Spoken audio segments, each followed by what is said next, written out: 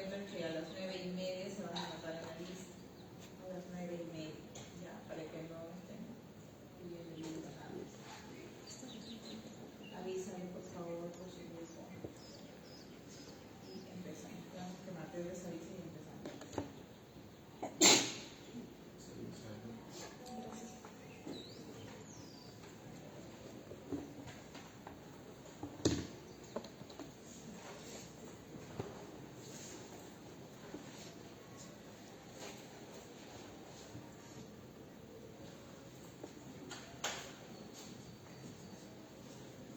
Entonces, lo que vemos ahí es un esquema de cuántas capas tenemos alrededor de nuestro cerebro. El parénquima cerebral está acá, luego tenemos las meninges que de afuera hacia adentro son TAP, ¿no? La madre, aracnoides, y acá está el espacio subaracnoideo y la vía madre, ¿no? Si ustedes siguen este espacio como unas travesitas, subaracnoideo acá, en esa esquinita, se grafica lo que vendría a ser una vellosidad de la aracnoidea, ¿de acuerdo? Y los espacios que son los senos venosos durales, de donde filtra o se absorbe esta dinámica para cumplir el ciclo del deseo. Entonces, encima de estas tres meninges, de estas estructuras blandas, tenemos el hueso, y luego del hueso el periósteo. Debería haber un músculo acá, ¿no? Un músculo delgadito, por eso hay una aponeurosis y finalmente la piel. Entonces, este esquema obviamente nos muestra que el parénquima cerebral no está en contacto ni es palpable. En la práctica clínica es muy frecuente que los pacientes acudan con una sensación de bulto, de tumoración en alguna zona que generalmente es occipital y no es nada más que una contractura muscular. Por ahí que algunos pacientes podrían tener lipomas, ¿no? Y el paciente cree que es un tumor en el cerebro, ¿no? Se palpa una bolita, es un tumor en el cerebro. Entonces, sí, parece increíble, pero tenemos que hacerle entender que el cerebro no está palpable a nuestro ritmo, ¿no? Entonces, tenemos muchas capas ahí. Ahora, la más externa, ¿cuál es la capa más externa que acabo de mencionar de las meninges? La dura madre. La capa más externa es la dura madre. Entonces, la inflamación del tejido que rodea al cerebro y a la médula espinal, no solamente al cerebro, no hay que tener en cuenta, se llama meningitis. ¿Puede haber una meningitis espinal? ¿Qué dice? Sí puede haber, no solamente es afectación encefálica, ¿no? La médula también. La más común es la viral, pero el peor pronóstico es la bacteriana, porque es muy apicarrada, muy rápida y muy severa, ¿no? En una semana o menos el paciente se complica increíblemente, en el caso de una meningitis bacteriana. Las virales tienen un curso un poco más, como que les da más tiempo al personal médico de poder abordarla o de poder complementar los estudios. Entonces, desde ya les voy diciendo lo que vamos a repetir en la clase, que el tratamiento para la meningitis es empírico. ¿Alguien me puede decir qué significa que sea empírico?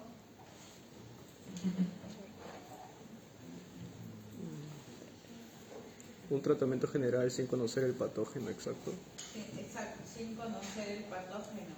Si yo no tengo el líquido porque estoy en mi serum en, no sé, en el último lugar del Perú, el más lejano, el extrapoder, quiere decir que yo voy a esperar la referencia para poder iniciar el tratamiento. ¿Qué dicen? ¿Quién espera la referencia? ¿Quién se mata con el tratamiento de su clase de pregrado del PU? ¿Quién espera el líquido? ¿Nadie? ¿Quién inicia el tratamiento? Levanten la mano todos. Y los demás llaman al neurólogo. No saben, no opinan. Muy bien, levantaron la mano. Definitivamente en una meningitis es una emergencia médica severa, grave, no se espera líquido. Sí o sí, se inicia el tratamiento, se llama tratamiento empírico. Ya cuando se empieza el tratamiento, se puede ir haciendo los estudios, ¿no? Ahora, si tenemos a la mano el líquido, tenemos aguja, tenemos personal entrenado, pues obviamente hacemos el líquido, ¿no? Entonces, estos son unos datos que obtuve de la página de la OMS. Está muy bonita, de verdad les invito a que la revisen en cuanto a epidemiología. Les da una visión más aplicativa de lo que podemos aprender en estas clases, porque más allá de la memoria y de qué agente patógeno es o de la cobertura antibiótica, es importante saber cómo es la situación en el mundo, ¿no?, de la meningitis. Y ahí les voy a mencionar, ¿no? La patología es variada, ¿no? Bacterias, virus, hongos, parásitos, etc. Pero hay una cápita especial para la etiología bacteriana. Como les decía en la diapositiva previa, la bacteriana es la peor y la más severa. Esta cifra, ¿no? Alrededor de 1 de cada 6 personas que contraen este tipo de meningitis, o sea, la bacteriana, mueren. Imagínense, ¿cuántas personas traemos acá? 2, 4, 5, 6, 7, 8, 9, 10, 11, 12, 13, 14, 15, 16, 17, 18 conmigo. ¿Cuántas personas fallecidas al día? Según lo que acabo de decir. 3. Al menos 3 personas fallecidas acá, si que todos estuviéramos en el África subsahariana, ¿no? Se da y todos tuviéramos la inmunidad mal. Epidemias de esta enfermedad en todo el mundo, ¿no? Acá, lo que yo les decía, el cinturón africano de la meningitis. Esta es pregunta examen. ¿Dónde se encuentra la peor área del mundo de meningitis? En África subsahariana. Cinturón africano de la meningitis, ¿por qué? Por el hacinamiento, ¿no? Por el hacinamiento, por la elevada morbimortalidad, por la pobre alimentación, por las defensas malas, ¿no?, o bajas. Entonces, en el 2017 se registraron en todo el mundo 5 millones de nuevos casos y 290.000 muertes por meningitis en todas las edades. Pero ¿cuál creen ustedes que fue la población más afectada?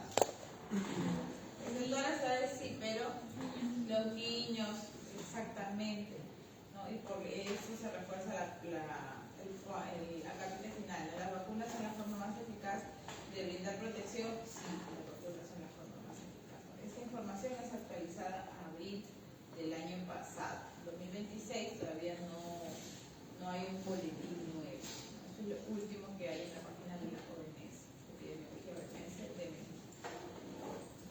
Entonces, ¿cuáles son los grupos de riesgo, no? En general, la meningitis, como yo les decía, puede afectar a cualquier persona, a cualquier edad, en cualquier lugar, pero los agentes patogénicos van a ser distintos en función de cada grupo etario y de la capacidad de respuesta inmunitaria de ese grupo etario, ¿no? Aquí les traje algunos los más resaltantes a manera de resumen. Por ejemplo, en el recién nacido, el RN del bebé, recuerden que es el estreptococo B, ¿de acuerdo? Recién nacido del bebé, estreptococo B. En los niños preescolares, adolescentes, tenemos meningococo, neumococo y hemófilos influenciales, ¿no? Definitivamente el entorno concurrido es lo que les decía, es lo que va en contra, ¿no? Por ejemplo, las favelas en Brasil, si hablamos un poco de Sudamérica, también son un sitio, se documentan en las publicaciones como un lugar en donde se desarrolla bastante infección del sistema nervioso central. En Perú, ¿dónde creen ustedes que podría suceder esto? ¿Qué entornos? A ver, 3 al menos. Voluntarios. O sea, no me refería a distinto, me refería a qué entorno, ¿dónde creen ustedes que podría suceder? No me digan que distinto, ¿dónde? Zonas de pobreza. Ya, pero, o sea, ya yo les doy un ejemplo para que vean qué es lo que quiero que me respondan. En las las cárceles. Hay hacinamiento. Otro.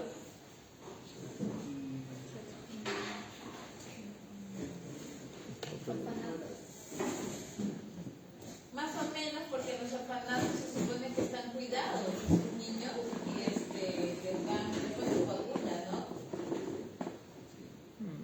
Las personas que viven hacinadas en los cerros. Las casas ahí son pequeñitas, ¿no? Aunque a veces hay casas grandes también, no siempre, ¿no? Hay de todo en todo el lugar. Otro ejemplo, niños Huaycán, pasando Huaycán.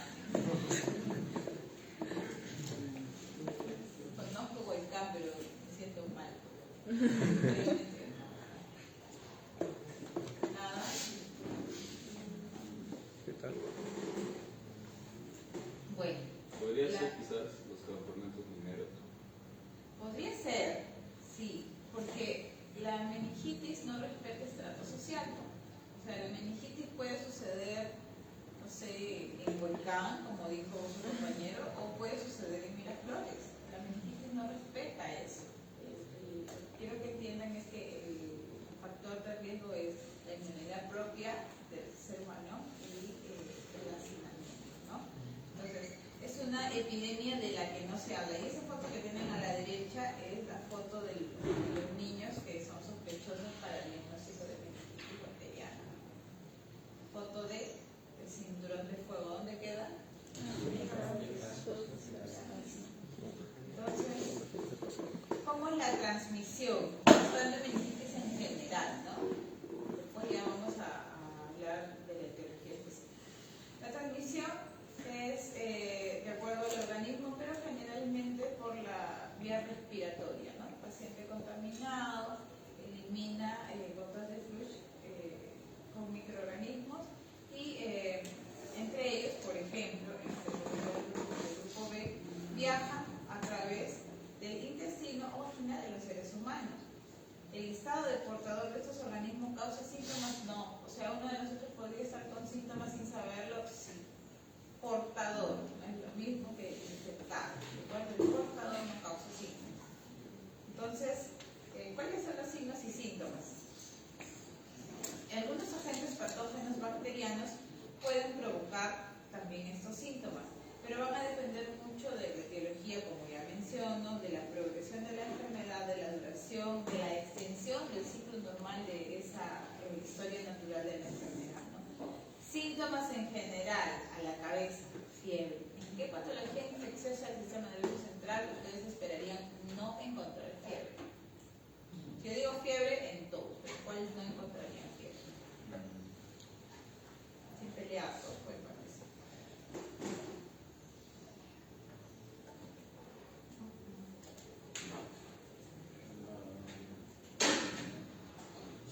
¿Dónde?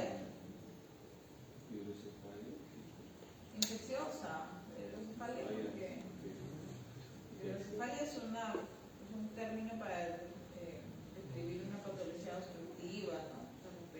O hay hidrocefalia no obstructiva también. Creo que tenemos una clase de eso. En la etiología viral no siempre se encuentra fiebre, ¿ya? O sea, puede haber, pero no puede haber también. Entonces, rigidez de nuca, confusión, alteración del estado mental, cefalea, fotosensibilidad, náusea, vómito, todo es como un síndrome de hipertensión endocraniana, ¿no? Entonces, como en neurología los síntomas son diversos, porque pueden haber desde parestesias hasta rigidez de nuca, yo lo que les sugiero para que ustedes puedan aplicar esto en su práctica hospitalaria, también cuando desarrollen sus exámenes de preparación para su examen de internado, demás, y que hagan unidad clínica. ¿Qué significa eso? Hacer unidad clínica significa que extraigo, ¿no? Del caso clínico que me plantean síntomas y signos. Extraigo fiebre, extraigo rigidez de nuca, extraigo cefalea, por ejemplo. Hasta ahí armo un síndrome que es el síndrome de, bueno, sin la fiebre, no cefalea, rigidez de nuca, etc. Podría haber un síndrome de hipertensión endocraniana, con las náuseas, vómitos, ¿no? Otro, si a eso le pongo cefalea, síndrome cefalaico. Si tiene fiebre, síndrome febril. O sea, el primer paso para armar un diagnóstico de neurología es establecer un diagnóstico sindrómico.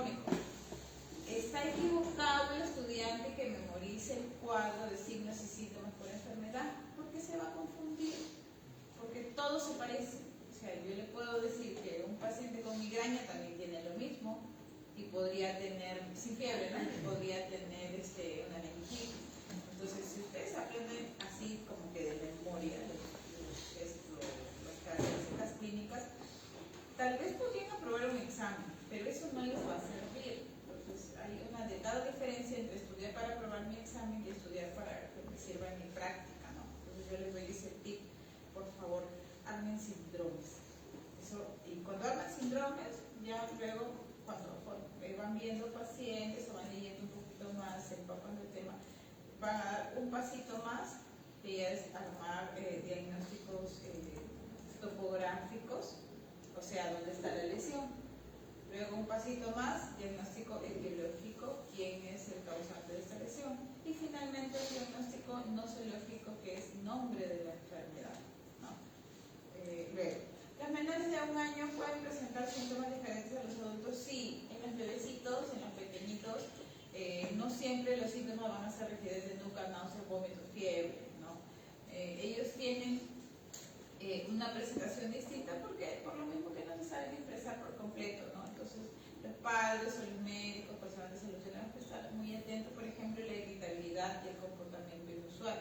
No quieren comer o tiran las cosas, ¿no? Y tener esa capacidad de discernir entre lo que es una conducta inusual o lo que es un niño en una rabieta. Entonces, la neurología infantil es un poquito más complicada incluso. Llanto débil, inapetencia, ¿no? Lo que les decía, abultamiento del punto blando de la cabeza. ¿Por qué será ese abultamiento? ¿Quién me dice? El abultamiento por deshidratación. El hundimiento, sí. Y el abultamiento, ¿qué dicen? ¿Qué dicen, chicos? Por aumento de la presión. Por aumento de la presión. Por aumento de la Presión intracránea. de la presión. ¿Y por qué aumenta esa presión intracránea? Sí, la respuesta sí es correcta, pero ¿por qué aumenta la presión intracránea?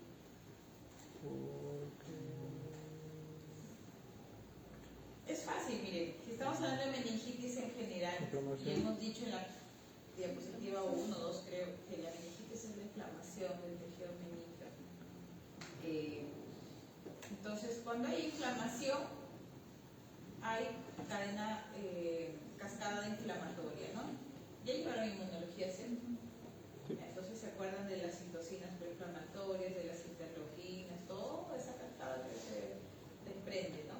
Entonces eso atrae, ¿qué glóbulos? Rojos, blancos, plaquetas. Los blancos. Los blancos, definitivamente, ¿no? Los linfocitos. Entonces todo eso va a generar una reacción inflamatoria y eso genera un edema. Recuerden que también ya hemos mencionado edema citotóxico. Entonces, ese tipo de edema genera lípido, edema, ¿de acuerdo? Y eso es lo que da la sensación de abultamiento. ¿Ya? Entonces, menores de 1 año. ¿Y cuál es el germen más frecuente en los recién nacidos y menos de 1 año? B. No me digan solo streptococo B, porque ahí streptococo A. ¿Cardio ya llevaron? Sí. Fiebre reumática ya llevaron. ¿Ya? ¿Cuál es el patógeno? ¿Cuál? Viridiana, streptococcus viridiana. ¿De qué grupo? ¿Por qué tienen mi? Yo no le voy a hacer nada. O sea, intento, yo sé que la clase no es de cardio, pero intento que tengan acá, o sea, que mantengan la hilación para que no se pierdan entre uno y otro, ¿no, chicos? ¿Cuál es? ¿Este tocó el grupo A o no? Ya, listo. En neuro es el B, ¿no? Y ahora sí, empezamos con la bacteriemia viral. Mateo, me dices qué número de diapositiva es porque no le he puesto el numerito acá en el control y voy llevando el tiempo. 9. Ya, listo, gracias. Son meningitis agudas, ¿ya? La meningitis bacteriana, ya lo hemos mencionado, es la forma más común de meningitis, constituye entre 15 a 20% de todos los casos. Lo que les mencionaba también, la infección puede causar edema, sí puede causar edema, ¿no? lo cual interfiere con el flujo de la sangre, claro, es líquido con líquido, y puede resultar en parálisis o infarto cerebral o apoplejía. ¿No? Apoplejía es el déficit de un déficit vocal, neurológico, total. Miren ahí la figura, anatomía normal del cerebro y médula.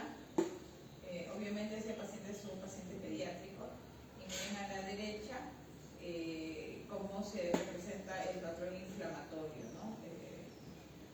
Es netamente gráfico, ahí no hay mucho de líquido como esperaba yo graficar para el espacio de la contaminación. La importancia de identificar un agente etiológico influye en la elección de la antibiótico-terapia, sí, y como resultado limita las complicaciones y secuelas. Por supuesto, no es lo mismo un paciente que recibe el antibiótico y el corticoide de manera oportuna o precoz que un paciente que lo recibe 1 o 2 semanas después, porque hay hallazgos clínicos, o hay, consecuencias clínicas que van a tener los pacientes si es que reciben o no un antibiótico. Por ejemplo, la sordera, por ejemplo, la ceguera. Un paciente con meningitis que no recibe tratamiento puede perder estos sentidos, sí puede perder, y ahora les voy a enseñar en qué caso claro. Por ello se conoce la asociación de diferentes formas bacterianas con la edad del niño, enfermedad de base que pueda aparecer y su estado inmunitario correcto. Entonces, ¿cuáles son los agentes bacterianos con más frecuencia en la edad pediátrica? Hemófilos influenza B, Neisseria, Streptococcus pneumoniae. Y en el periodo neonatal predominan los microorganismos gram negativos como el estreptococo del grupo B y la Listeria monocitógenes. A la derecha, esto también es pregunta. En el adulto inmunocompetente tenemos el Streptococcus pneumoniae y Neisseria meningitis como causas muy frecuentes, altamente frecuentes, 80%. El 10% los gram negativos como la E. coli y Klebsiella, Enterobacter y Pseudomonas aeruginosa. ¿Ya? Entonces, la meningitis por Neisseria meningitidis constituye la causa más frecuente de meningitis bacteriana. Apuntar eso. La causa más frecuente de meningitis bacteriana es la causada por el meningococo.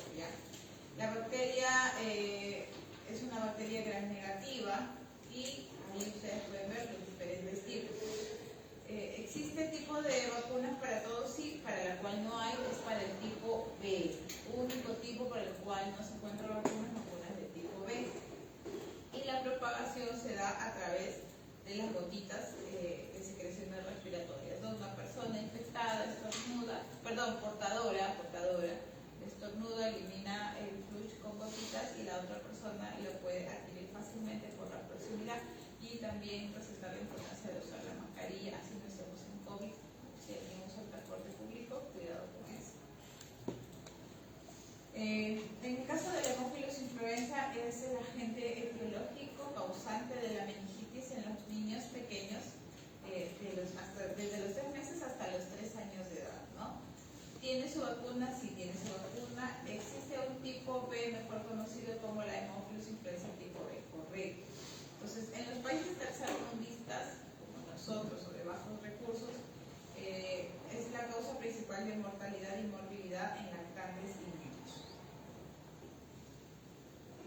Este neumococo, el Streptococcus pneumoniae, neumococo, otro, ya es otro, es una bacteria gram positiva que afecta a niños menores de 1 año, a los más pequeñitos.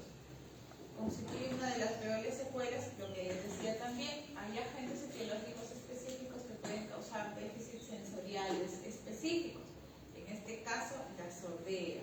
Esto también, recordar, importante, Streptococcus pneumoniae, causa principal de sordera en pacientes menores de 1 año. Por aquí vienen las preguntas. Estoy prácticamente diciéndoles cuáles son las preguntas. Ya se salen mal en el examen de neuro. Ya, sin comentarios, no va a pasar. Entonces, ¿cómo es que se da la infección, no? Obviamente, primero va a haber una colonización de la nasofaringe, lo cual va a ingresar a través de una solución de continuidad, ¿no? Porque si no, ¿cómo ingresaría el sistema nervioso central? No puerta de entrada. Una vez que ingresa al sistema nervioso central, ya pues se desarrolla la patogenia, pero también se describen otros mecanismos como los focos de obesidad por traumatismos abiertos o lesiones neuroquirúrgicas, ¿no?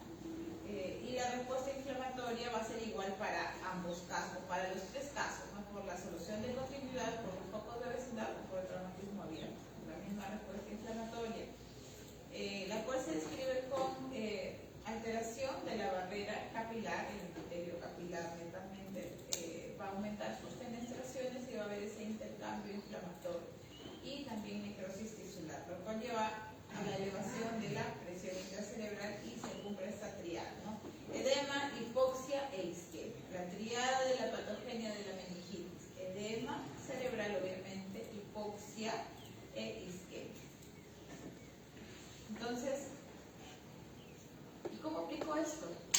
En mi práctica clínica, ¿no? Lo dice de sagrado. Los signos clínicos, nuevamente los vamos a recalcar porque sin ellos no hacemos unidad clínica. Tenemos fiebre, cefalea, vómitos, trastorno de conciencia, signo meningitis epilépticas. ¿Ya?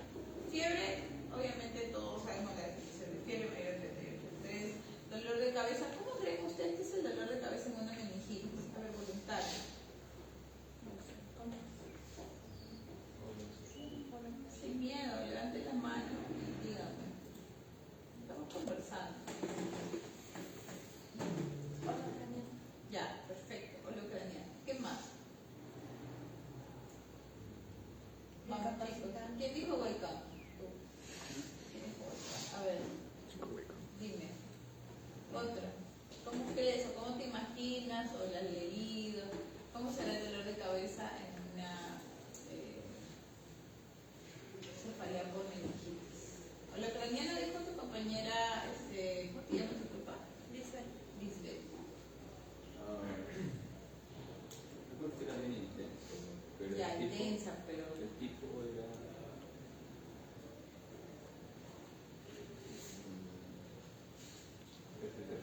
¿Opresivo? Opresivo. Ducha, otro. Aletraniana, opresivo, ¿qué más? Pero chicos, razonamiento. A ver, yo estoy imaginando que ninguno de ustedes estuvo en la clase de cefalea, se acabó la clase, se acabó la cefalea. Se razona. Si hay un germen que está entrando a mi sistema nervioso por cualquiera de las tres formas que mencioné en la diapositiva anterior, ese germen está, obviamente es un patógeno, no es un antígeno que está generando en mi cuerpo la respuesta que se llama anticuerpo, ¿no? Si es un antígeno, genera anticuerpos.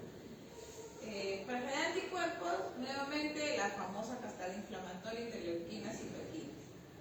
Atrae glóbulos blancos, lo que ya les dije, edema. Si hay edema, ¿el edema será en una zona de mi cuerpo, de mi cabeza, o será en todo el cerebro? Será en todo. Entonces, si hay edema, si hay un mayor líquido, ¿no? Si hay líquido, eso me genera opresión, opresiva, holocranial, ¿no? Todo.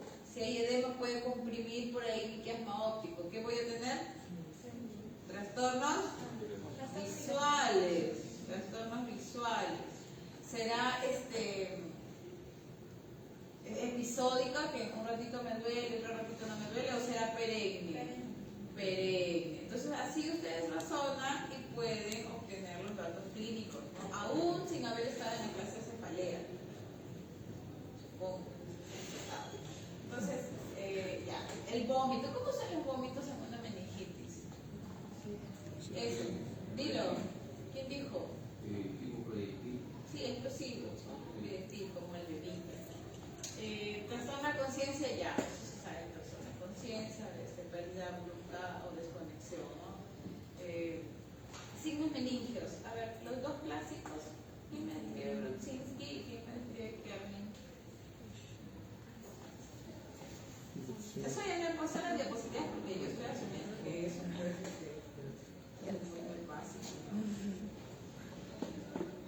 He asumido mal, creo. Ya, chicos,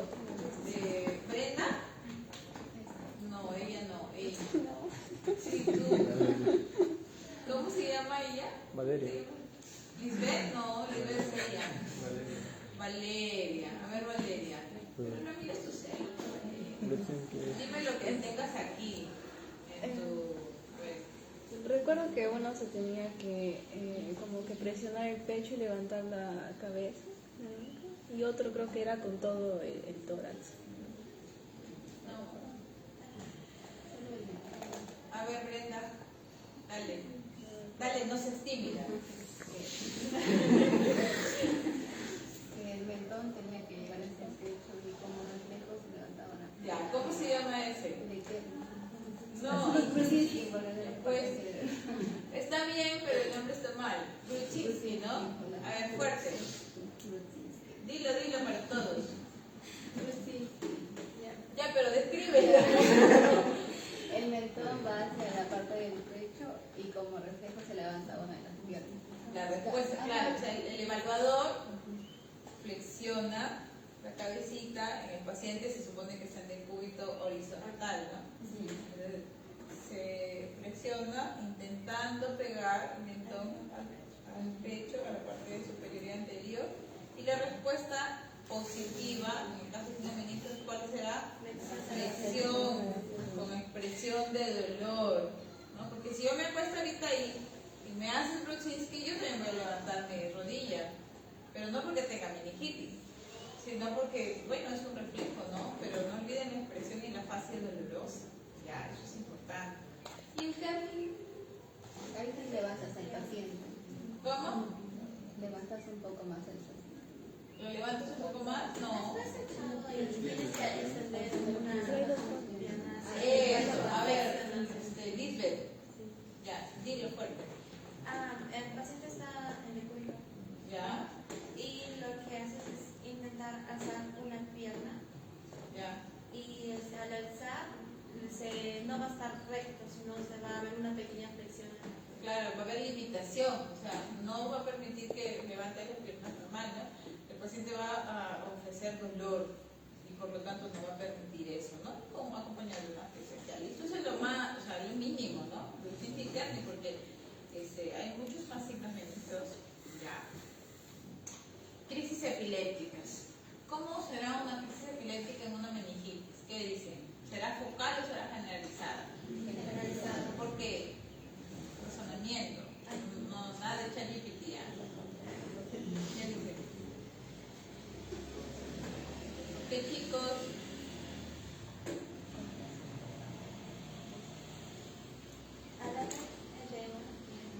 Ya. A ver, dilo. Al haber edema. Va a comprimir la parte motora.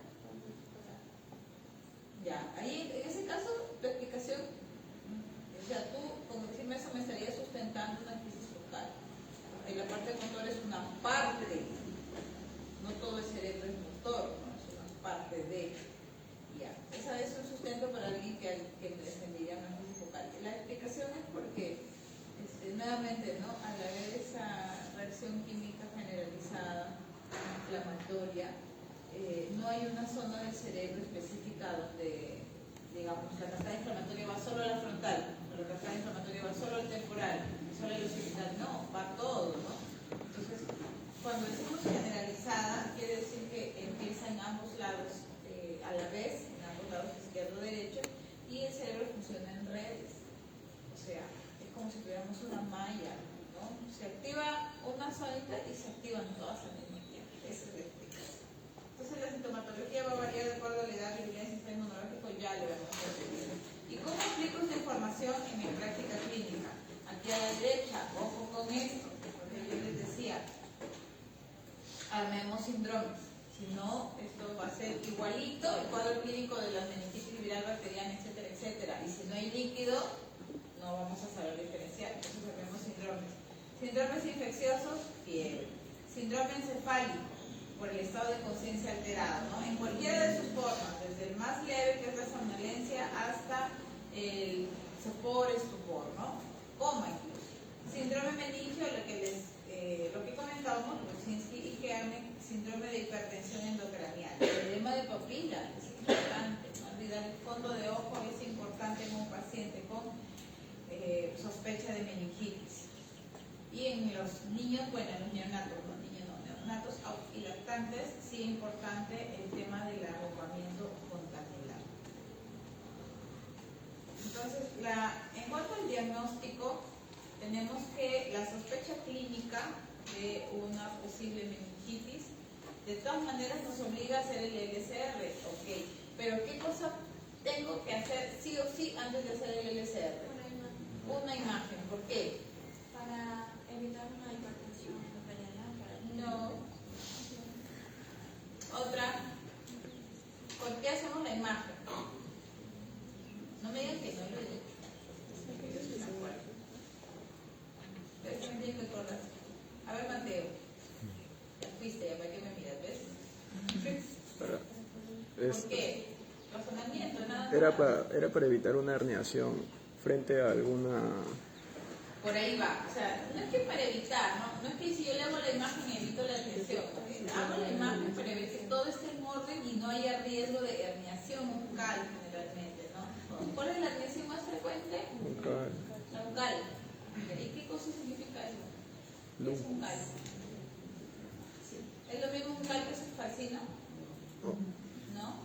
¿Ya qué cosa es herniación uncal?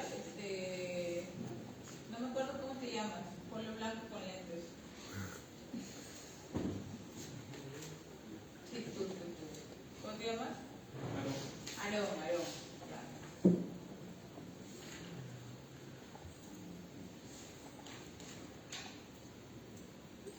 ¿Qué dice Aarón? ¿Nada? ¿Nombre? Junior, ¿qué dices? Bueno, se produce en el cerebro, entonces es un aumento de la presión intracraniana, entonces eso va a hacer que el órgano del cerebro va a desplazarse de lado. Ya, esa es la definición de hernia, correcto. Pero yo preguntaba, herniación uncal. Eso, yo recuerdo que he puesto unos grafiquitos y señalaba, ¿no? Esto es una herniación uncal. Eso lo he hecho ahorita, 100. Después, chicos, estaban durmiendo. Eso fue virtual. Estaban durmiendo y dejamos el lugar grabando, ¿no?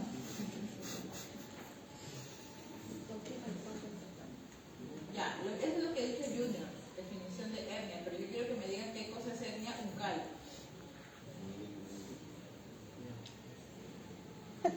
¿Cómo te llamas tú de polera? Joshua, ¿qué cosa es hernia uncal? Es cuando, mayormente se refiere a la parte occipital del cerebro, cuando por encima de la tienda del cerebro, como definió mi compañero, se va a... Ya, tienda el cerebelo, uncal, seguro. ¿Quién dice que está bien? Joshua. ¿Quién dice que está mal? Cuando andamos en la hoguera, creo. Eso no es uncal. Chicos, si no me dicen uncal, no voy a pasar de diapositiva. Ya vean su ChatGPT especial. A ver. Calle con doble C. Es una hernia a nivel del uncus, que es el lóbulo temporal, que hace Uncus. que hace un daño a nivel del tercer paqueñal, bilateral y una influencia contralateral. Ya, eso hemos dicho en clase. Claro. ¿Ya? Uncal viene de uncus. Uncus del hipocampo. Hipocampo igual temporal. Entonces no es occipital. ¿Ya? Y ni siquiera lo tienen que apuntar, porque eso está en su clase pasada. Tal cual, me ha dicho tu compañera, es como que me hubiera leído la diapositiva. Entonces, unidad clínica, otra vez. Medición de la presión de apertura, citoquímico, gran cultivo, exámenes inmunológicos y examen de reacción en cadena de polimerasa, o sea, PCR. A ver, aquí sí me tengo que detener un poquitito. ¿Qué cosa es la presión de apertura? Ya hemos dicho también en una clase cómo es que se hace el estudio de litioencefalopatía, ¿no? El paciente de cúbito lateral, espalda recta, un hombro encima del otro, no así como que curvado, con las caderas abiertas, en flexión máxima, es posturado en una superficie que no se hunda, ¿no? Así como la camilla del Minsa, que es una superficie que no se hunda, y trazamos una línea imaginaria entre las espinas ilíacas y la columna, ¿no? Esperando que esa columna no tenga deformaciones, porque cuando hay deformaciones es bien complicadito. Una línea perpendicular que corte la cadera del paciente con la columnita, y ahí en ese ángulo, que generalmente es, ¿qué? ¿Qué nivel? L4, L5, ¿no? Incluso puede ser un poquito antes. Palpamos una estructura ósea, que es la vértebra, y si la seguimos con mucha pericia y mucha delicadeza, vamos a encontrar algo blandito. Entonces, en el borde de la vértebra, borde inferior, lo seguimos ahí, ponemos como que una marquita, y ahí debajo del cuerpo, ahí debajo de ese borde óseo es donde va a ingresar mi aguja Quinque, ¿no? Mi aguja Quinque con el bisel hacia arriba, aguja cabecita amarilla, ingresa, despacito, ingresa, vamos a sentir un clic o una presión negativa, como que nos jalara un poquito. Presión negativa significa que si yo estoy entrando, yo tengo la presión. Presión negativa de adentro me jala. O sea, no es así, ¿no? Es una cosa muy sutil, se siente. Y eso significa que estoy atravesando esta estructura anatómica. Ligamento amarillo. Cuando eso sucede, tiro mi agujita, tiene como una naricita, tiene la aguja chiquitita, ¿no? Que entra así, la tiro para acá, sigo ingresando, no entra recta, no entra así, ¿no? Entra así como lo estoy haciendo. Sigo ingresando, saco el bisel, saco y observo, porque es transparente. Y ahí vemos cómo sale el líquido, ¿no? Sale el líquido, tomo mi frasco, no se coloca, es un frasco estéril, no se coloca así 90 grados, porque cuando la gota cae puede lisar. Es muy frágil. Cuando se toma el frasco se coloca como si fuera un tobogán, ¿no? Así, cosa que las gotas se deslizan. Okay. Eso es, a grosso modo, un procedimiento de extracción de líquido cefalorraquídeo. Pero, ¿en qué consistirá la presión de apertura? ¿Alguien sabe qué cosa es la medición de la presión de apertura? También lo he dicho a chicos, la presión de apertura significa esto, y eso es importante en meningitis. Cuando yo ingreso y saco mi bisel, en lugar de poner mi frasco, coloco una llave triple vía conectado o a un manómetro o a un equipo Venoclisis. Se coloca, y si fuera el caso del manómetro del equipo Venoclisis, el líquido sale y asciende, ¿no? Asciende, y nosotros tenemos que ver hasta dónde asciende. ¿Cuál es la presión de apertura? Por eso se llama presión de apertura, o sea, con qué presión estoy aperturando la salida de ese líquido del espacio subaracnoideo. ¿Cuánto es lo normal? ¿Cuánto? 70 a 120 milímetros de mercurio. ¿Y eso en centímetros de agua cuánto es? ¿Quién dijo 530? ¿Quién dijo 530? Lo mandamos a la derecha. Hasta 20. Presión de apertura, 18 centímetros de agua. ¿Y cómo convierto los milímetros de mercurio a centímetros de agua? ¿Alguien ha buscado eso? Porque yo hablo, ¿no? Es una apertura, centímetros de agua, por ahí otra diapo dice milímetros de mercurio, y se hace una mezcla. Entonces ustedes tienen que estar preparados si la pregunta les viene centímetros de agua con milímetros de mercurio. ¿Alguien sabe cómo se hace esa conversión? Los milímetros de mercurio se multiplican por 1.36. ¿Ya? Busquen esa información porque tienen que estar preparados para eso. No necesariamente les dan factor de conversión. Entonces, así se mide la presión de apertura, ¿no? Medimos la presión de apertura, hasta dónde llega, listo, en qué patología la presión infecciosa, la presión de apertura es elevadísima. En qué patología infecciosa del sistema nervioso central la presión de apertura es muy elevada. Infección por criptococo. O sea, todas las infecciosas, pero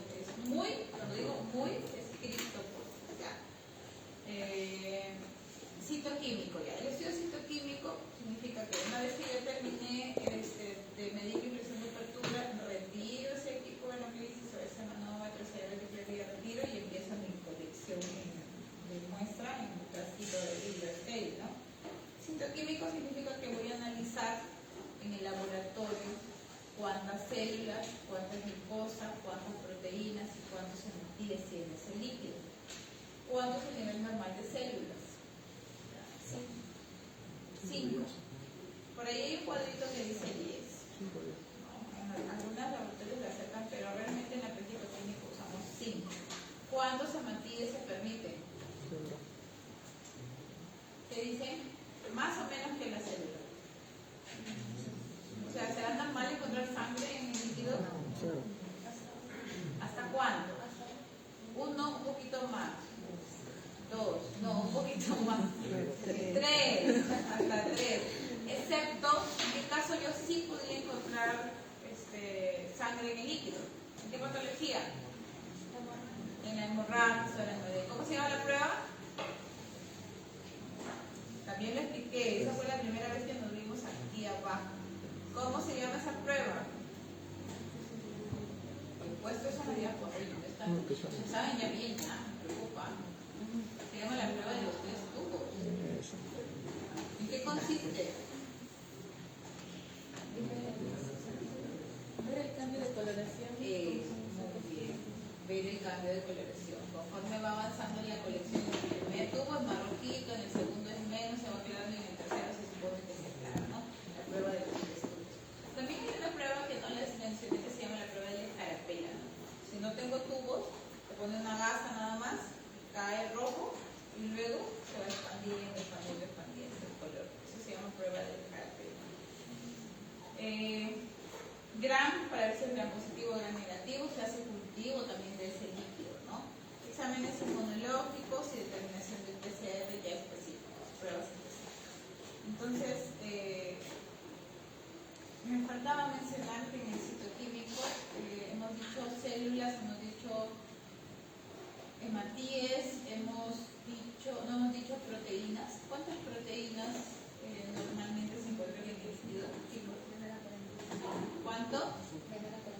Menor a 45. 14, por ejemplo. ¿Sí? De 15 a 45, no solo menor a 45, 15 a 45. ¿Y glucosa habrá? 2 tercios. ¿Cuánto? 2 tercios del serio. ¿2 tercios de qué?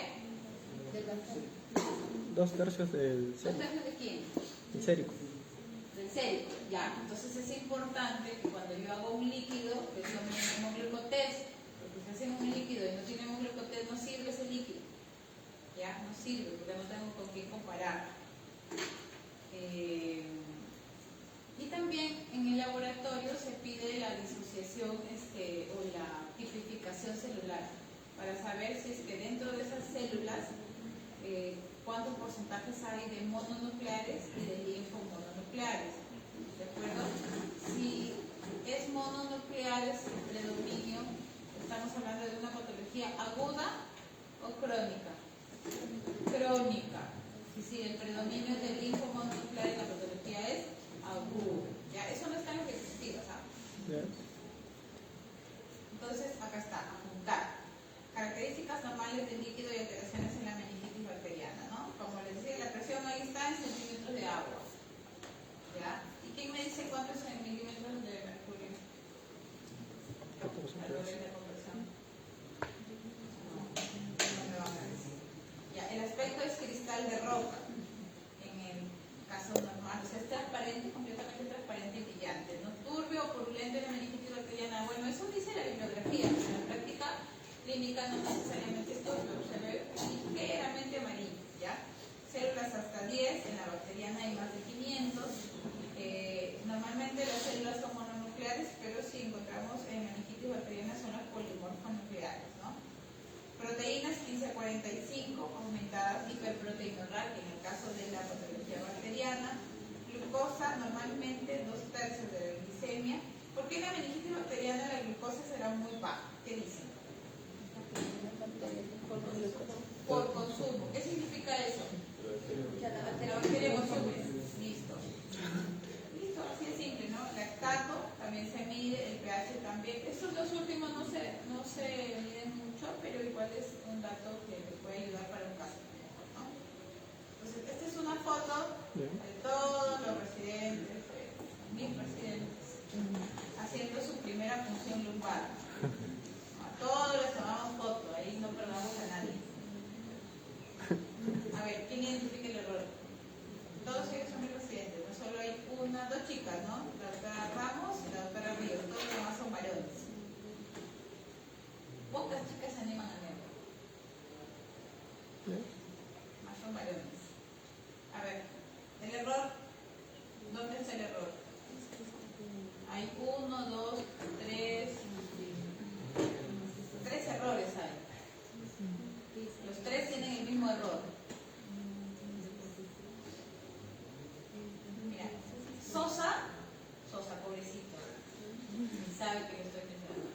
Ha dejado ahí su aguja Wilke y ha volteado a sonreír para la foto, ¿no?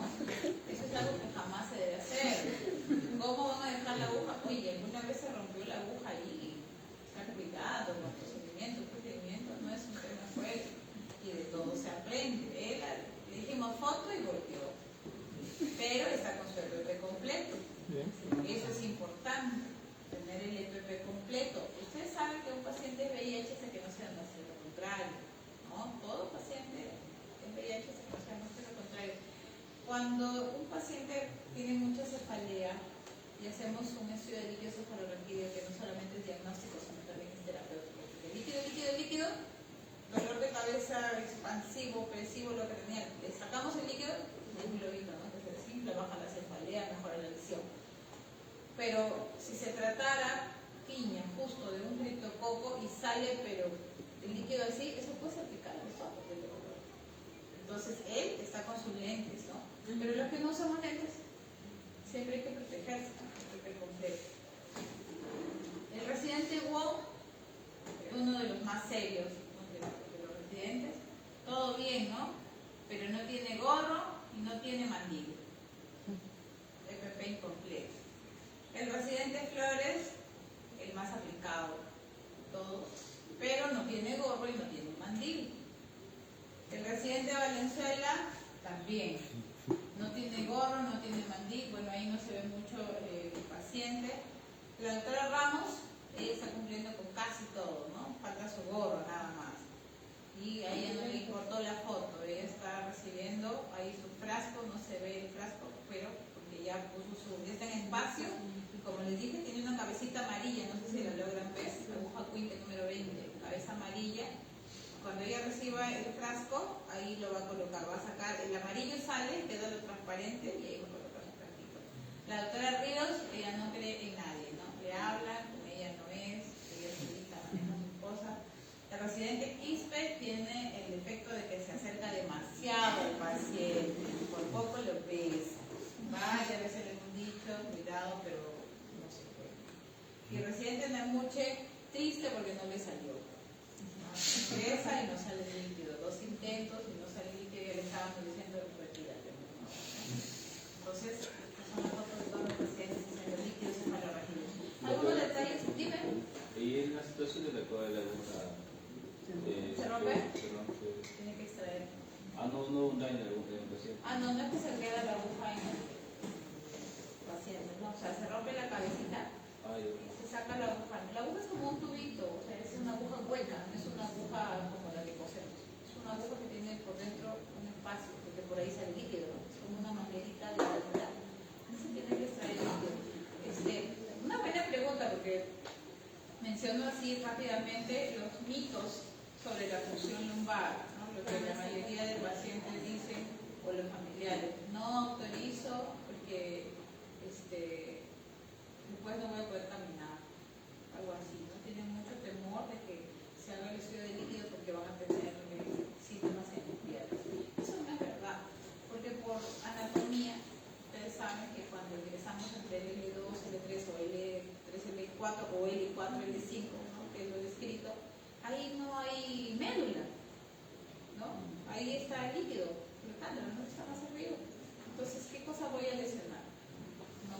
Diferente es cuando hay una cirugía, por ejemplo, una cesárea, y le colocan al paciente o a la paciente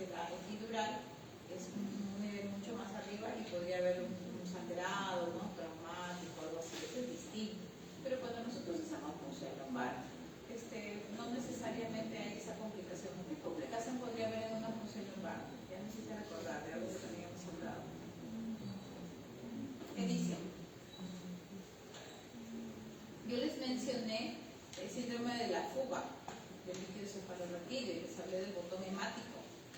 ¿Recuerdan? ¿Qué es eso? A ver, Leque. ¿Ya ves?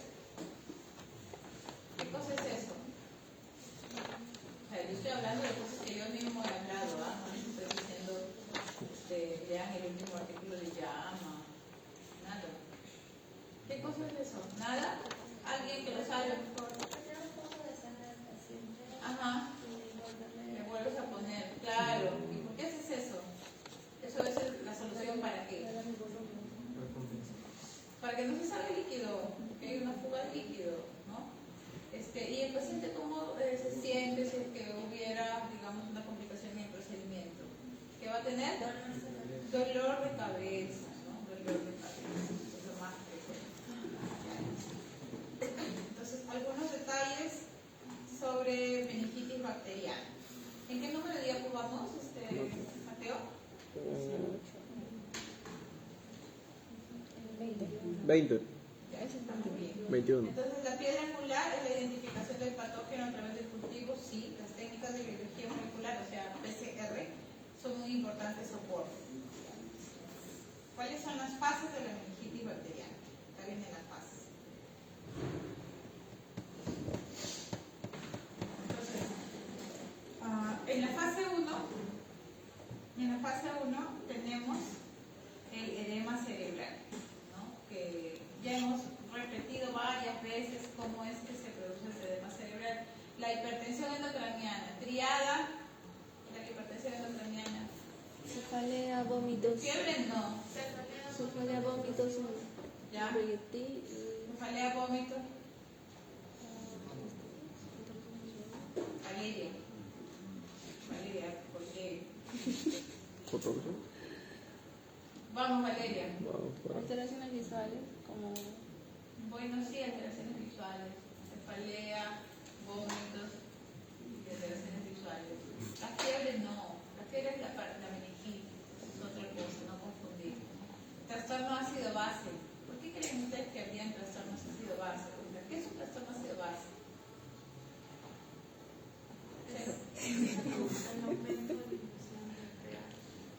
Ya.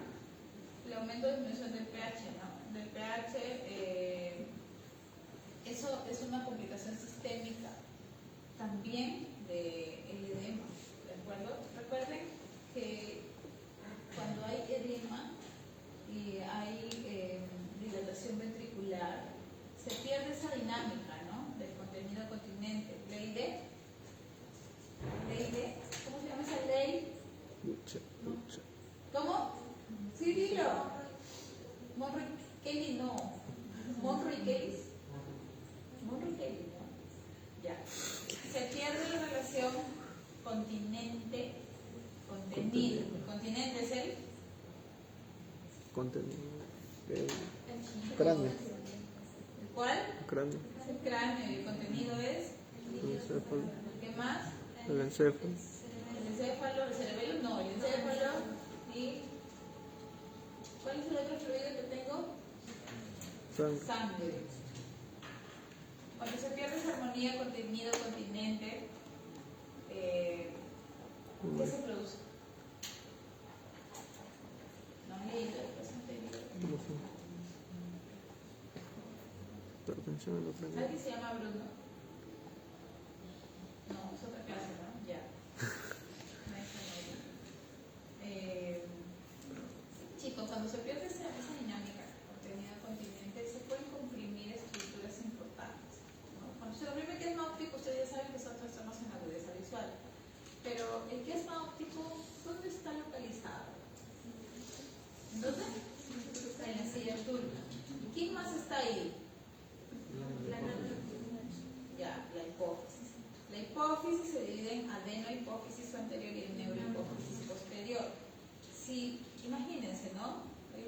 Hay mucho líquido ahí, algo está alterando, está comprimiendo, el líquido está generando presión en ese quiasma óptico y también en esa hipófisis. ¿Cuál será la consecuencia de esa alteración en la hipófisis, en la neurohipófisis? ¿Qué habrá? cosa se alterará si se lesiona el entorno de esa hipófisis? ¿De qué se encarga la hipófisis? Acabo de decir, producción de hormonas. Entonces la alteración o la compresión será una alteración hormonal, ¿no? De hormonas, de electrolitos, y ahí se producen los trastornos ácido-básicos. ¿Ya? Entonces, crisis epilépticas de tipo generalizadas focales. Generalizadas, ¿no? CIFHAT. ¿Qué significa CIFHAT? Sí, no, es secreción inadecuada de hormona antidiurética. Eso, secreción inadecuada de la hormona antidiurética.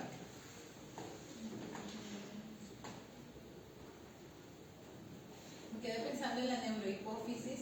La neurohipófisis produce dos tipos, tiene dos tipos de núcleos, la neurohipófisis. ¿Cuáles son? ¿Cuál?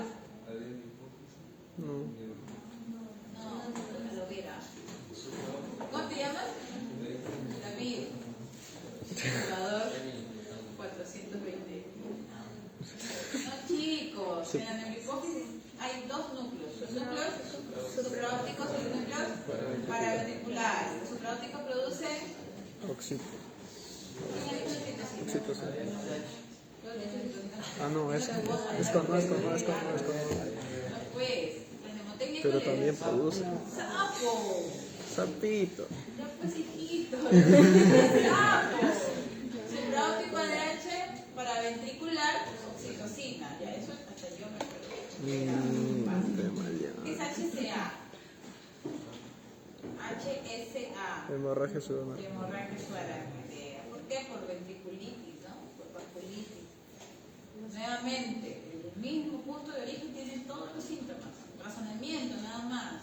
Por eso me estoy tomando el tiempo, porque no leería, ¿no? Leeríamos y pasamos. El edema genera alteración a nivel microcapilar, ¿no? El tejido cerebral es muy sensible, friable, ¿no? No es como un músculo, es algo muy delicado. Entonces, esa alteración genera ventriculitis, vasculitis, y estos vasos se hacen vulnerables y podrían sangrar.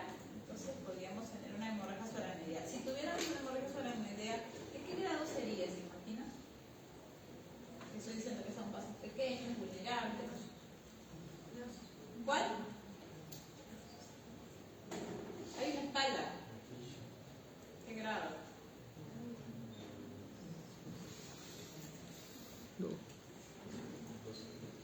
2 y 3. ¿Quién ha sido? ¿David? 2 y 3. No, digo David.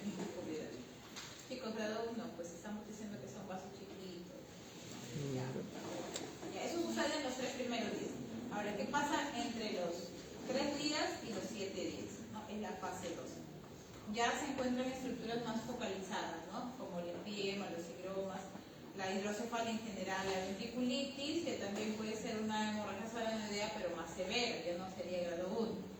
Y ahí vienen ya las lesiones tipo hipoacusia, abscesos subdurales, agudeza visual, neumonía. Entonces, la pregunta de examen es: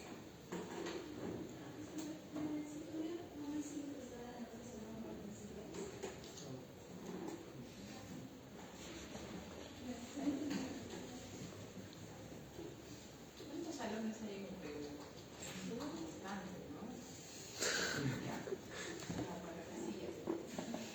Entonces, la pregunta de examen es, jóvenes, ¿en cuál de las fases de la meningitis bacteriana se encuentran con más frecuencia la afectación neurosensorial? ¿Visual y auditiva? ¿Cuál es la respuesta? Fase 2. Fase 2. Fase 3. Entre 7 a 14 días. Tenemos el acceso cerebral, atrofia cerebral, entre comillas, ¿no? Porque no es que a los 14 días ya tenga atrofia. Esto es un proceso incluso un poquito más crónico, pero está descrito como que hay crisis epilépticas ya más severas, estado epiléptico. No es lo mismo una crisis epiléptica que un estado epiléptico. Eso todavía lo vamos a ver más adelante, pero les voy adelantando, ¿no? La duración y la recuperación de conciencia. En una crisis epiléptica aislada, que no es lo mismo crisis epiléptica que epilepsia, el paciente puede tener estigmas como afección lingual, supravación muscular, hallazgos como movimientos tónicos o clónicos de una parte o de todo el cuerpo, relajación de esfínteres, ¿no? Pérdida de conciencia y más signos ictales, son muchos más, pero recupera la conciencia, duración 2-3 minutos tal vez. Si no recupera la conciencia y sigue con estas características clínicas hasta cumplir al menos 5 minutos, eso se llama estado. ¿De acuerdo? Y si ahí es cuando el paciente ya debería responder a benzodiazepinas. Y si eso se prolonga mucho más, a partir de 10 minutos ese paciente ya definitivamente va a tener secuelas.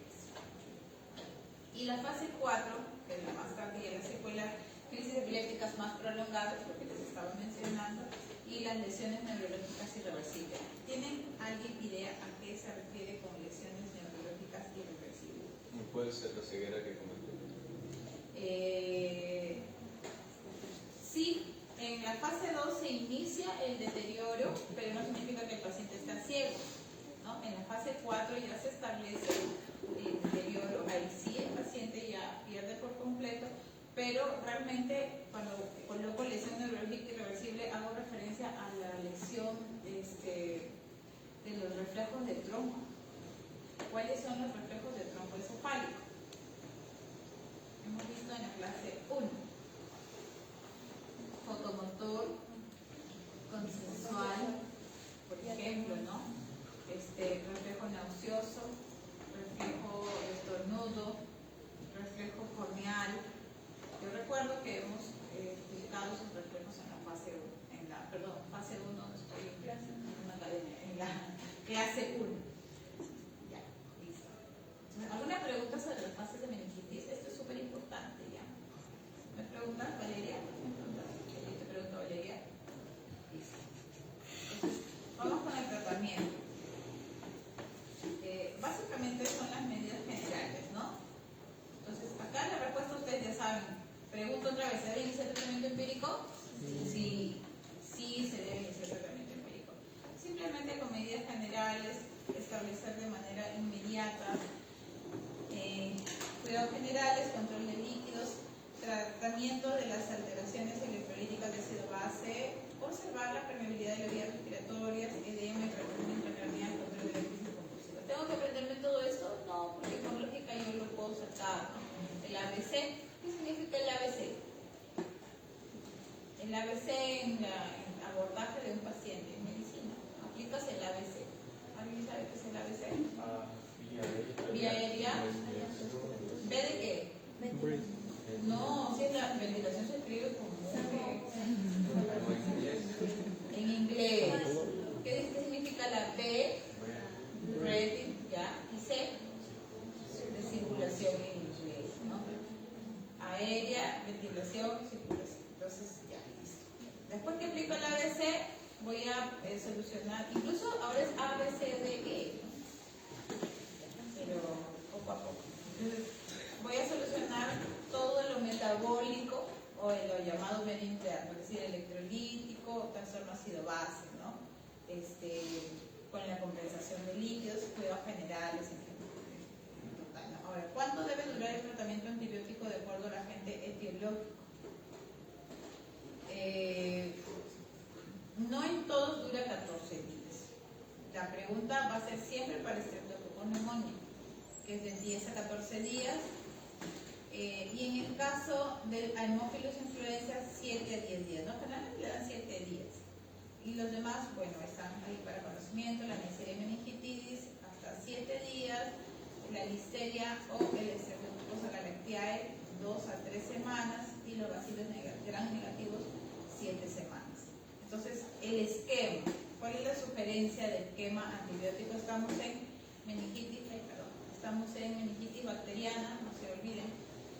Tenemos en realidad deberíamos decir una cefalosporina de tercera generación, ¿no?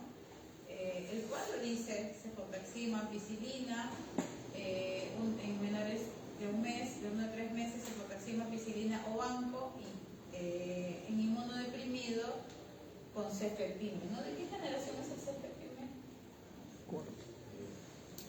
Búsquenlo si no lo saben. Chicos, cefepime. ¿Están seguros? Cuarta generación.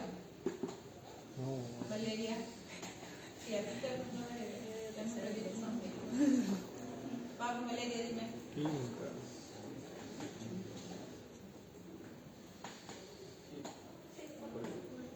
Pero Valeria, ¿qué Cuarta, diga? cuarta. ¿Cuarta qué? Cuarta generación. No, esa es la pregunta porque es mi inmunodeprimido. ¿Qué hacemos?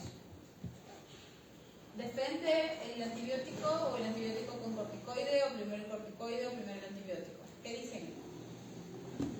Primero antibiótico. ¿Primero antibiótico? Yes. No, chicos. Ya. Corticoide. No dice uso conjunto, pero en realidad el corticoide a dosis de 0.15 miligramos por kilo cada 6 horas. Eso sí es pregunta. Dosis del corticoide bacteriana. 0.15 miligramos por kilo cada 6 horas por 4 días. 2 a 4 días, no, siempre, casi siempre son 4 días. Con la primera dosis administrada, escuchen esto, 10 a 20 minutos antes. O de manera conjunta con la primera dosis de antibiótico, ¿no? Pero generalmente se da antes. Y la cefalosporina de tercera es la ceftriaxona, 2 gramos cada 12. 2 gramos cada 12. Y la vancomicina es 1 gramo cada 8.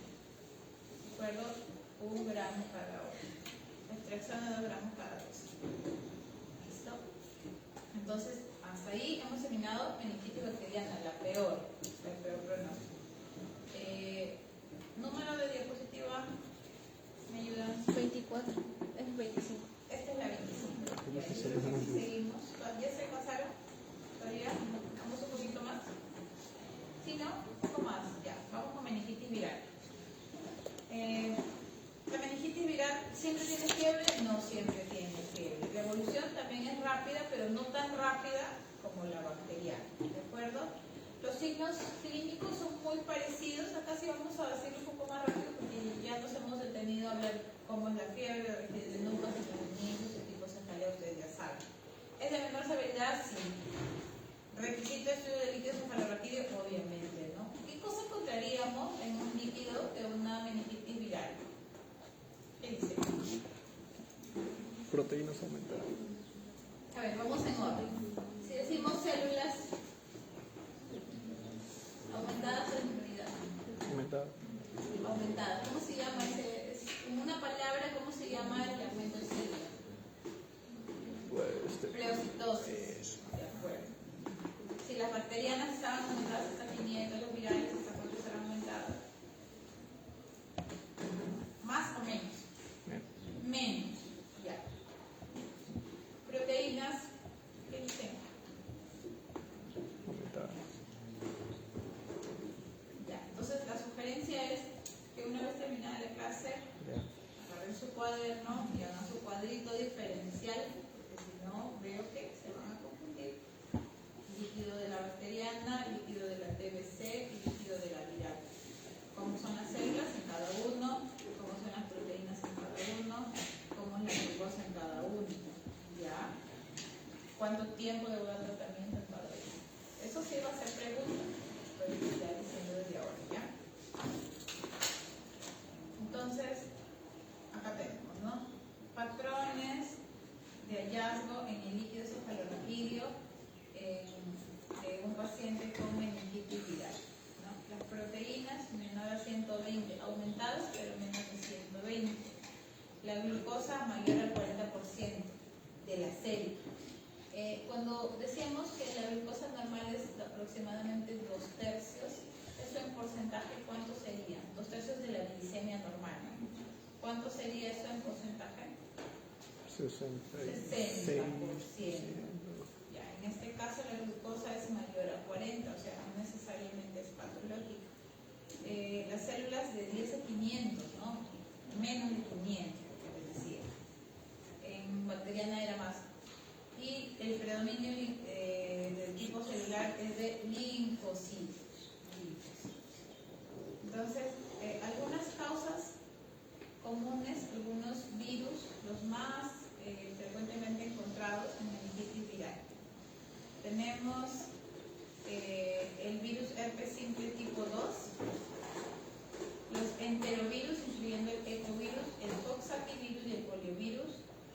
el parecovirus humano, el virus varicela zoster, el citomegalovirus y el virus de la coriomeningitis linfocítica. ¿De acuerdo? De este panel, de todos estos que hemos mencionado acá, está el puntero chico. En nuestro entorno usamos un panel específico que se llama Enterpex. E-N-T-H-E-R. Enter, con H después de la T, Enterpex, Enterpex, que es un examen que nos ayuda a determinar PCR de los principales virus. ¿De acuerdo? O sea, yo a un paciente con sospecha de meningitis viral, obviamente le doy su tratamiento empírico, como ya hemos dicho, extraigo el líquido y le voy a mandar a hacer citoquímico. No, porque no me va a servir mucho el citoquímico gran cultivo, porque se tiene que enviar en mi caso, porque puede salir normal, tener una meningitis viral. Lo que se tiene que enviar es el Enterpex. Enterpex. Enter, pero con H después de la T. Repito, E-N-T-H-E-R-P-E-X. Enterpex. Y los virus diagnosticados por serología en el líquido cefalorraquídeo, ¿no? El virus del Nilo, el virus de la encefalitis lacrosa y el virus NUMS. Ello ya con cadenas de inmunoglobulina. Inmunoglobulina M es infección aguda o crónica. Aguda. ¿No? Y la G. Hay algunas características de los diferentes tipos de virus, ¿no? A la cabeza, el más frecuente, obviamente, el virus herpes simple tipo 2, que podría encontrarse como una complicación del herpes genital y causa mucha severidad en inmunosuprimidos, ¿no? Recordemos también que este virus herpes simple también es el responsable de las meningoencefalitis virales, ¿no? Las meningoencefalitis virales no es lo mismo que una meningitis viral y una meningoencefalitis. ¿Cuál es la diferencia entre una meningitis y una meningoencefalitis? Trastorno del código. ¿En cuál? En la meningitis. Ajá, la meningoencefalitis, correcto, así de simple, ¿no? La meningoencefalitis viral es una patología no tan aislada, se ve con frecuencia y tiene consecuencias bastante tórpidas, ¿no? En los pacientes, sobre todo consecuencias en la búsqueda psiquiátrica. Cuidado con eso. Los enterovirus asociados a los cambios climáticos gestacionales y siempre tienen un previo, ¿no? Un proceso respiratorio gastrointestinal. Los enterovirus, por ejemplo, el E. coli, ¿no? O por ejemplo, el Campylobacter jejuni, que bueno, no es un virus. ¿Qué cosa es Campylobacter? ¿Qué es?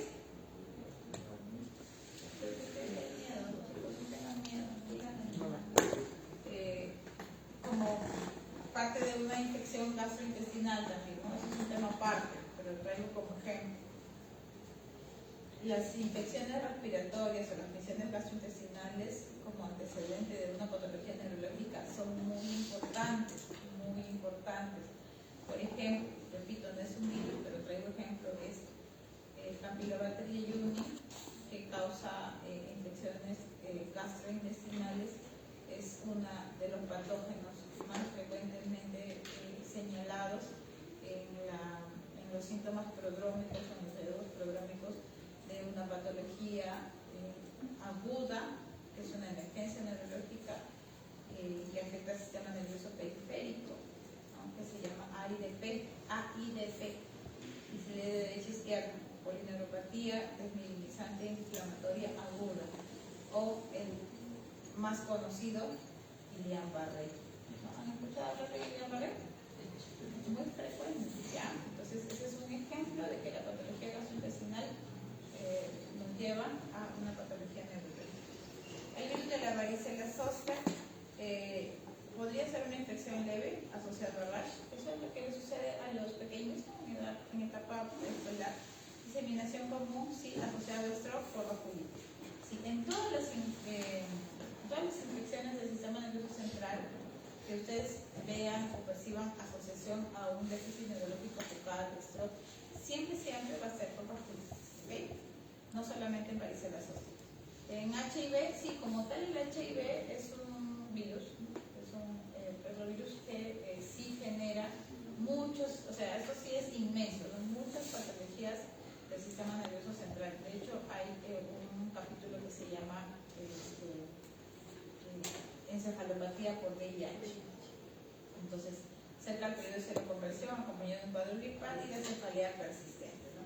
El SARS-CoV-2, que ya sabemos que hemos vivido, ¿no?, de cerca, asociado al cuadro respiratorio y sistémico. ¿Cuáles son las consecuencias que podría, o que ustedes conocen, que han leído, que han visto en su vida diaria, que trae a largo plazo las infecciones por SARS-CoV-2? En neurología, ¿no? O el famoso neurocovid. Hay un manual, ¿no?, neurocovid, y, o sea, las consecuencias y las secuelas que trae el COVID en la esfera neurológica. ¿Alguien me puede decir una al menos? ¿Cuál? Ya, hiposmia. Bien, muy bien. Una. ¿Otro? ¿Nadie tuvo COVID? ¿Quién no tuvo COVID? Levante la mano. ¿Nunca? Ya, ¿otro? Tú tampoco, y tú tampoco. ¿Cómo te llamas tú? Tú, sí, tú. Tu camisa, sí. Grisel. Riesel. Riesel.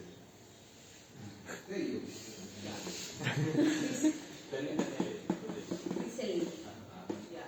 A ver, Riesel con doble L. Aparte de la hiposmia, que ha dicho tu compañero, ¿qué otro hallazgo crees tú que podrías encontrar en un paciente que ha tenido COVID? Yo sé que no has tenido, ¿no? Pero por eso te pregunto.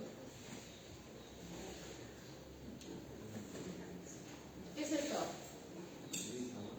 Oye, pero tú sí hablas. ¿Por qué me hablas con señas? ¿El sabor cómo se llama? Pues la pérdida de sabor. ¿Cómo? ¿Epilepsia? Chicos. Sí, me van a tener que hacer 2 ajas de troponinas ahorita. ¿Cómo se llama la pérdida del sabor? La realización del sabor. A ver, Valeria. Ageusia o disgeusia, distorsión, ageusia, pérdida total, ¿no? Ya, ahí neurosensorial. Cefalea. La cefalea por COVID también es una secuela frecuente. Si yo tuve cefalea antes del COVID, después del COVID mi cefalea se multiplicó por 10. Vértigo. Mioclonías. O sea, por todos lados, el COVID ha dejado sus secuelas neurológicas. ¿No? Repito, el sistema manual del neurocovid. Mixovirus parotiditis, eso es ya menos, ¿no?, menos frecuente, pero sé que es la causa más común en la etapa previa a la era de las vacunas, y obviamente va a haber hipoglucorraquia y el diagnóstico es por técnica de PCR. Tratamiento importante. Así como hemos dicho que la ceftriaxona 2 gramos cada 12 y la vancomicina 1 gramo cada 8 en meningitis bacteriana, con 10 a 20 minutos previos de corticoide. En el caso de la meningitis viral, el tratamiento es con aciclovir, ¿no? Dosis 10 miligramos endovenoso cada 8 horas por 2 semanas. Por 10 días, no, por 2 semanas. Ya. Entonces, ahí sí, vamos a hacer una pausa antes de pasar a la meningitis crónica. Ya son las 9, creo. ¿Sí? ¿En qué número vamos? 28. ¿Estamos bien? Y antes de hacer la pausa, voy a continuar con la parte 2 de la lista. ¿Quién no está?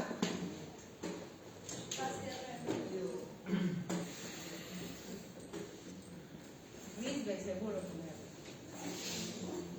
¿Cómo te llamas? Sí, tú, camisa, Lisbeth, con doble B. Lisbeth. ¿Lisbeth es tu apellido? No, Tello, mi apellido. ¿Tello qué más? Vázquez.